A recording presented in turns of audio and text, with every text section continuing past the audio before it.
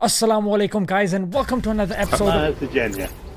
In the last couple of days, India has celebrated one of its main festivals of Holi. Now, you may not be familiar with the name of this celebration, but the process of throwing colors at each other is something that you may have seen pictures or clips of. Now, because India's ruling party rules by the RSS extreme ideology, which you may be familiar with by the name of Hindutva, that has permeated pretty much every aspect of modern day India. And like I've said before, hate does not discriminate, and we're seeing this come out in different aspects, be it religious tolerance and also in the festivals as well. You'll see clips, Indian men fondling random women under the guise of the Holi festival. Now, before we jump into some of these worrying and concerning examples, we want to know the basis of Holi. Yeah? Where does it come from? Let's first deal with the fire of Holi. Hiranyakashipu was a king who was granted special powers by Brahma. His son Prahlada worshipped Vishnu and refused to worship his father, much to his frustration. Hiranyakashipu's sister Holika had a fireproof cloak. At the request of her brother, she was told to kill Prahlada in a fire, but the cloak flew and protected the child instead of her. She, on the other hand, burned to death. And it's this fire that is commemorated in the fire of Holi. Now, doesn't this seem quite concerning that a woman that's been manipulated and coerced by her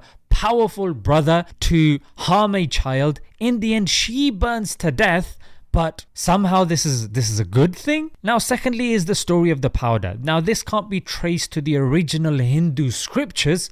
However, it does culturally trace back to two main stories. The first is Krishna liked Radha. Yeah, Krishna is one of their gods. But Krishna was dark-skinned and she was fair-skinned. And he was worried that she would not like him because of his dark color. And he longed for her and he worried. The mother noticed this and she offered a suggestion. Why don't you take some colored powder and smear it on her face? As you do. Yeah, and he went there, he did that, and somehow it worked. Yeah, I mean, what do we learn from this? Firstly, if it's a god, what sort of message is he sending an already confused population? Because in India, Pakistan, one of the most famous creams is something called Fair and Lovely that lightens your skin. Although we say the British went there and colonized us for 200 years, so maybe that's why we look up to the white man. But this doesn't help the situation, especially when God, quote unquote, picks a color or puts down another color. That's not very helpful. And in India, it's pretty hot, mate. So majority of the people are quite dark complexioned. And this is the same thing that we say with regards to Christianity. Yeah, if you're saying Jesus is God, why is he white, mate? Why is he picking a color? Is he saying that I would rather pick white over black? Do you see? It raises too much questions. You can try wiggle your way out of it, but it's just not very helpful. So in this, the very least you can say is that Krishna understands that the color is a disadvantage to him and the white color is seen as better. The second story is Krishna likes Radha, Radha likes Krishna, but Radha doesn't express this like, so he goes and smears her with a color and then she does. I mean, what do we learn from this? That if you like somebody and you think they like you back, you can start touching them and smearing stuff on them. Is that okay? And that's exactly what we're seeing happening, yeah? We're seeing this happening with foreign tourists. A Japanese woman being touched up and groped such that the police has to get involved. Another issue, and this was a couple of years ago, she uploaded it, but again, it's still relevant now. After that one guy grabbed my boob, and it wasn't even a boob grab. He put his arm around me and twisted my nipples so hard.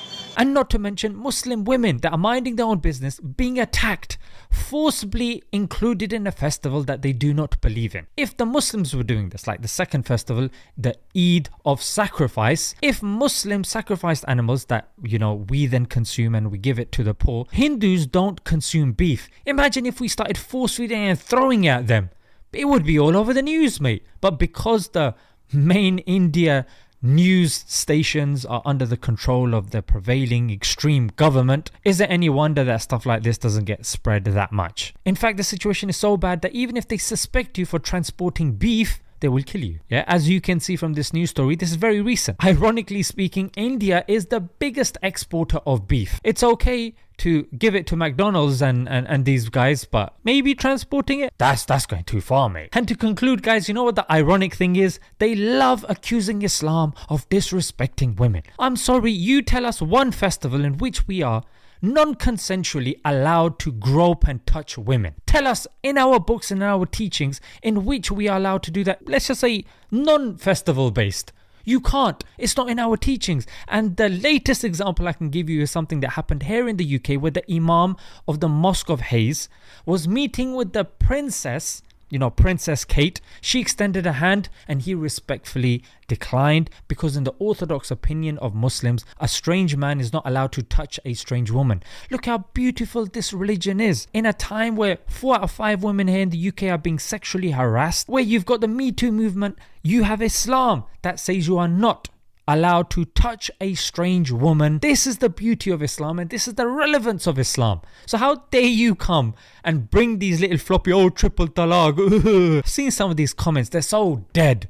They're so dead. Where you're fondling people left, right and center under the guise of a festival. And to be fair, if you're saying that this faith or this belief is from God, why would God allow such things that can be abused by morons? That's why in Islam, it kills it off from the root, mate. You should not even be shaking the hands of a woman. Yeah, not touching, like shaking hands. Oh, shaking hands is okay in culture. No, that's where it starts, mate. Islam lobs it off. Why? Because Islam is practical. Is it any wonder that Islam is the fastest growing religion in the world and the people entering it the most are women? That's because they find peace and sanctuary within the authentic teachings of this religion. And the beauty is that you can track anything that we're doing. It's in the texts. The texts are accessible by anyone. I just wanted to share a few of these messages. May Allah help our brothers and sisters that are suffering in India. And let's leave it there. Until next time. Assalamu alaikum.